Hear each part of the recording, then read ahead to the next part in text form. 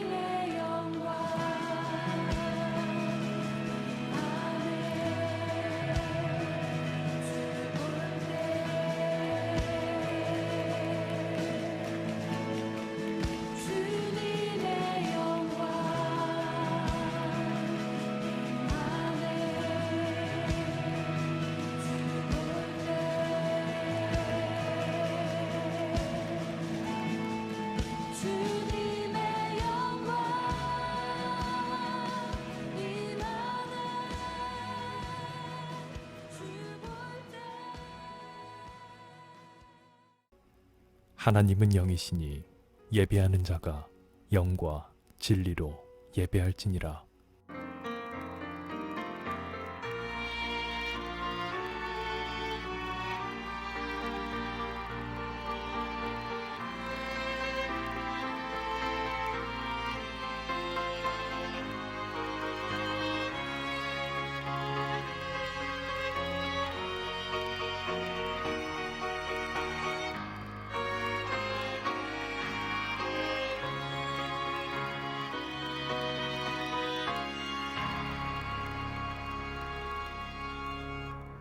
사도신경.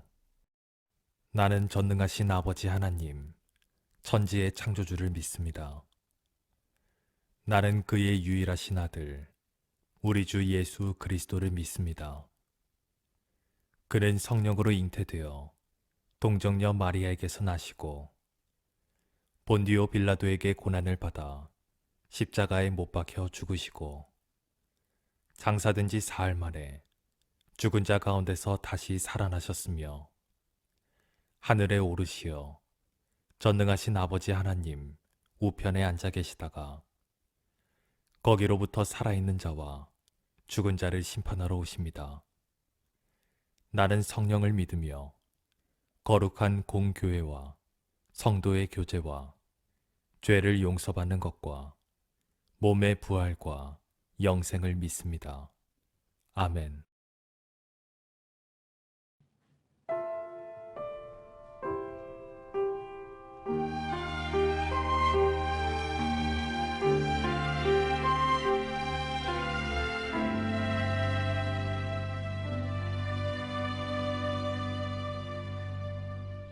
여호와님 나에게 복을 주시기를 원하며 나를 지키시기를 원하오니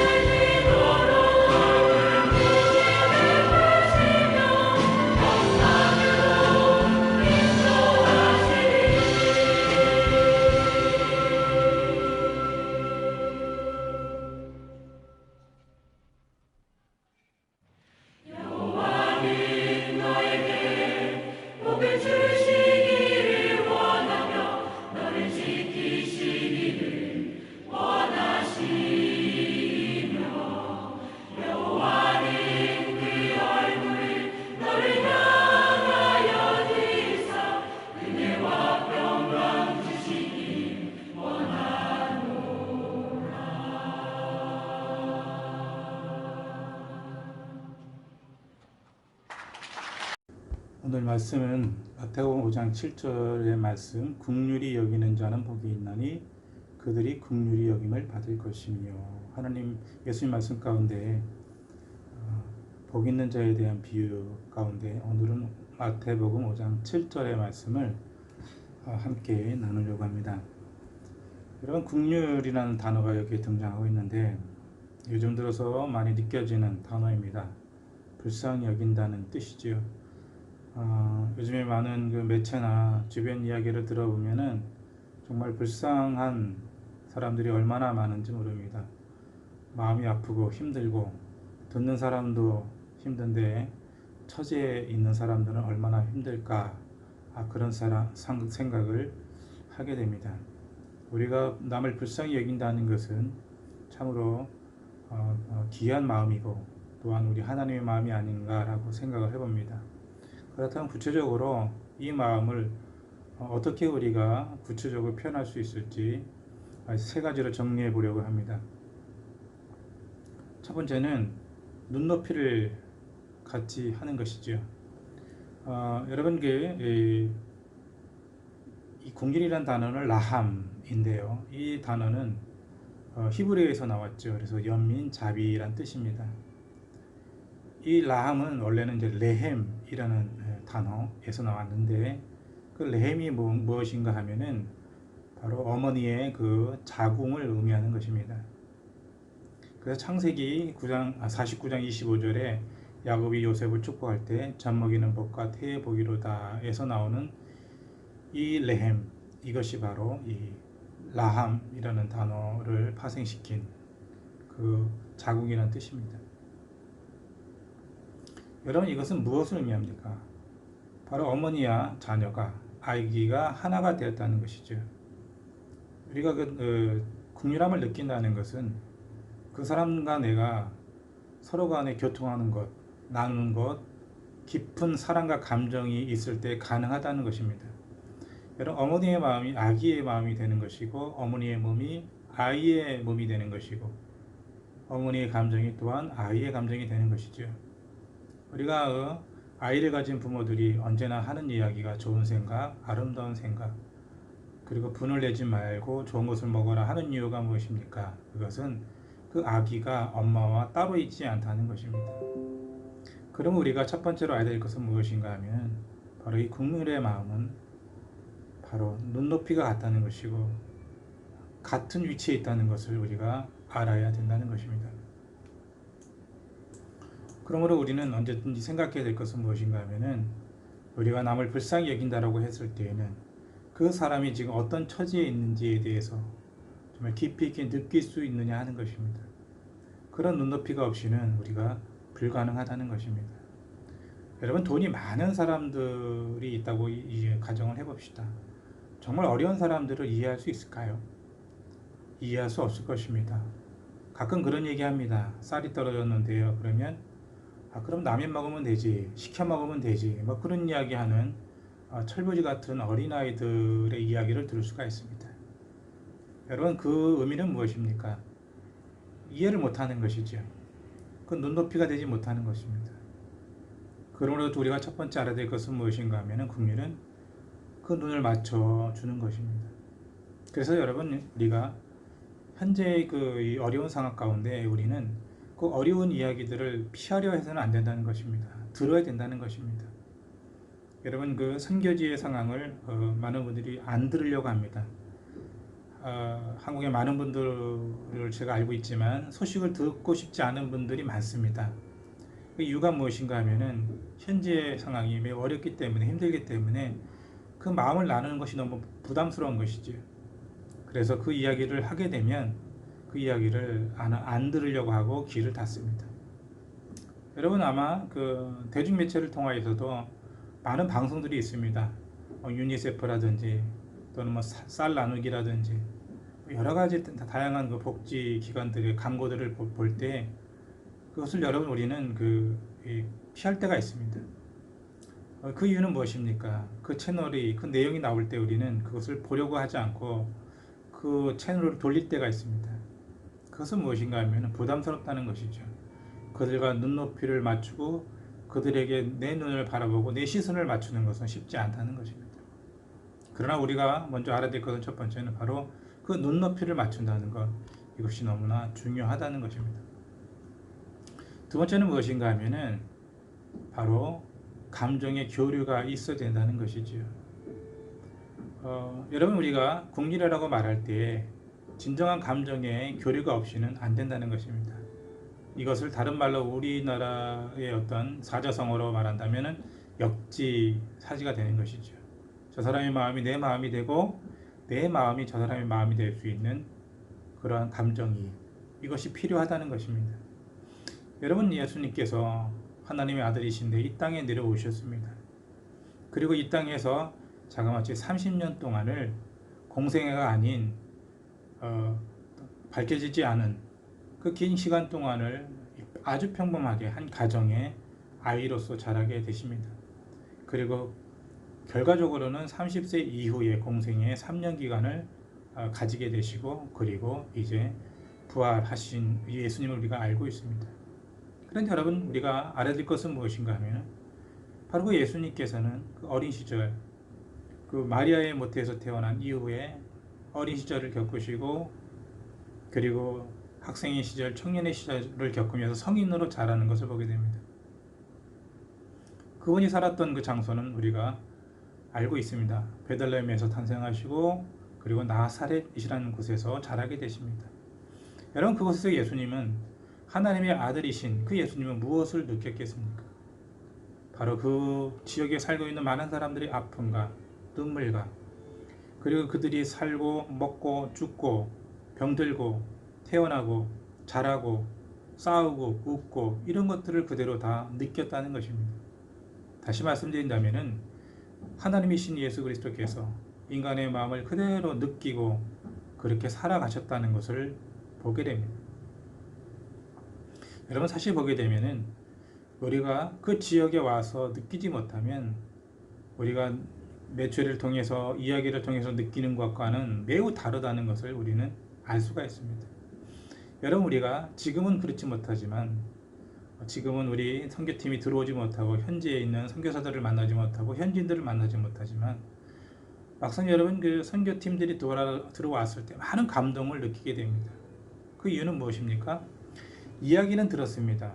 또는 사진으로도 봤고 영상으로도 봤지만 막상 와서 그 현지를 보게 되면 느끼는 것이 전혀 다르다는 것입니다. 그들의 감정을 느끼게 되고 그들의 마음을 느끼게 되고 그들과 하나 되는 것을 느끼게 되는 것입니다. 그리할 때 진정한 긍휼이 일어나는 것을 볼 수가 있습니다. 바로 내가 가진 것이 없지만은 그들과 함께 이야기하다 보면 그들이 더 힘들다는 걸 느끼게 되고 나눔이 이루어집니다. 또는 바로 그 사람들을 만났을 때 어떤 사람들은 정말 큰 병에 걸려 있는 그런 모습을 보게 됩니다. 그리고 그 처지를 보고 그들을 어떻게 해서든지 돕고 싶어서 한국으로 이송해서 병원에서 치료받게 하는 분들도 많이 계십니다. 왜 그렇게 그런 일들이 생기겠습니까? 그것은 바로 그들의 마음을 바로 그 현지에서 느낄 수 있다는 것입니다. 긍휼은 바로 그런 마음이 필요하다는 것이죠. 마지막으로 알아야 될 것은 무엇인가 하면은 바로 필요한 것들을 나누는 것입니다. 신명기 15장 7절에서 8절에 네 하나님 여호와께서 네게 준 땅 어느 성읍에서든지 가난한 형제가 너와 함께 거주하거든 그 가난한 형제에게 네 마음을 완악하게 하지 말며 내 손을 움켜쥐지 말고 반드시 내 손을 그에게서 펴서 그에게 필요한 대로 쓸 것을 넉넉히 구워주라. 여러분, 8절의 마지막 부분에 보게 되면 그에게 필요한 대로 쓸 것을 넉넉히 구워주라. 여러분, 이것이 바로 긍휼한 자의 자세라는 것입니다. 여러분, 긍휼은 정말로 쉽지 않은 우리 믿음의 덕입니다. 여러분, 긍휼이라고 말할 때 우리는 단지 불쌍히 여기는 것, 그리고 그냥 단순히 나누는 것, 그 수준이 아니라는 것입니다. 정말 그의 눈높이에서 그를 느끼게 되었을 때 우리는 그의 필요한 것들이 무엇인지를 생각하게 된다는 것입니다. 그리고 어떻게 줍니까? 쓸 것을 넉넉히 주는 것입니다. 그것은 무엇입니까? 그가 또다시 그 문제로 고통받지 않기를 원하는 마음이 담겨져 있는 것입니다. 그래서 우리 긍휼을 이야기할 때는 나누는 것입니다. 우리가 내가 가지고 있는 것 가운데 내게 넘치는 것이 있다면 나눠야 됩니다. 그것이 꼭 물질이 아니더라도 우리는 나눌 줄 알아야 됩니다. 내가 영어를 잘한다 그러면 영어를 나눌 수 있습니다. 외국어를 잘한다 그러면 외국어를 통해서 주변에 있는 사람들에게 나눌 수 있습니다. 음악을 잘한다 그러면 음악을 통해서 나눌 수 있습니다. 왜 그렇죠? 그것이 바로 긍휼의 마음이라는 것입니다. 내 손을 펴서 넉넉히 필요한 대로 쓸 것을 주는 것입니다. 예수님께서 이 땅에 오셔서 우리 가운데 많은 것들을 보여주셨습니다. 그 보여주시는 것을 통해서 우리는 무엇을 느낍니까? 모든 사람들에게 다 그것이 주어지지 못했지만 그 사건 하나하나가 주어지는 것은 하나님 나라는 넉넉히 주는 것이구나. 하나님 나라는 정말 쓸 만큼 주시는 곳이구나 라는 것을 깨닫게 됩니다. 그래서 우리 또한 그러한 풍성한 마음을 깨닫게 되고 하나님의 마음이 우리 마음 가운데 전달되어지고 그래서 서로 간에 나누는 그런 공동체가 만들어지는 것, 바로 그것이 교회라는 것입니다. 우리는 오늘 말씀 통해서 우리의 삶을 돌아보면서 이 어려운 때에 다시 한번 우리를 돌아볼 수 있는 믿음의 삶을 사시기를 간절히 부탁을 드립니다. 기도하겠습니다. 예수님께서 오늘 복을 통해서 말씀하십니다. 복이란 이런 것이다. 그 가운데 긍휼을 말씀하십니다. 우리 가운데 긍휼이 필요합니다. 어려운 가운데 있을 때 더욱더 긍휼이 필요합니다. 넉넉하고 평화롭고 안정되고 여러 가지 어려움이 없을 때 그런 것들 나누는 것들도 필요하지만 그러나 정말 힘들 때 정말 긍휼이 더 필요한 시기가 아닐까라고 생각을 해봅니다. 우리의 눈을 맞추고 마음을 나누고 그 다음에 넉넉히 있을 것을 나눠줄 때 정말로 그곳에 하나님 나라가 천국이 이루어질 줄로 믿습니다. 그 첫 번째 모습이 바로 초대교회였다고 생각을 해봅니다. 우리 역시 그러한 삶을 살 수 있도록 도와주시고 힘들고 어려울 때 우리의 손이 인색해지지 않도록 하나님 도와주시고 또한 그 나누는 손길이 결코 마르지 않도록 복을 더해 주시고 넘치도록 채워주시는 은혜가 그 나누어주는 손길 가운데도 함께하여 주옵소서. 정말 힘든 시기를 겪고 있습니다. 하나님 도와주셔서 이 시기를 잘 이어나갈 수 있도록 모두에게 힘을 허락하여 주옵소서. 예수 그리스도 이름으로 감사하며 기도드립니다. 아멘. 주기도문. 하늘에 계신 우리 아버지, 아버지의 이름을 거룩하게 하시며 아버지의 나라가 오게 하시며 아버지의 뜻이 하늘에서와 같이 땅에서도 이루어지게 하소서. 오늘 우리에게 일용할 양식을 주시고 우리가 우리에게 잘못한 사람을 용서하여 준 것 같이 우리 죄를 용서하여 주시고 우리를 시험에 빠지지 않게 하시고 악에서 구하소서. 나라와 권능과 영광이 영원히 아버지의 것입니다. 아멘. 하나님의 그 사랑이 나의 온몸을 감싸듯 나만을 위한 하나님의 함께 하심이 세상 모든 공기를 채우듯 충만해서 그저 행복한 밤 풍성해서 잠이 오지 않는 밤 사랑해요 감사해요 내 맘 전하고 싶은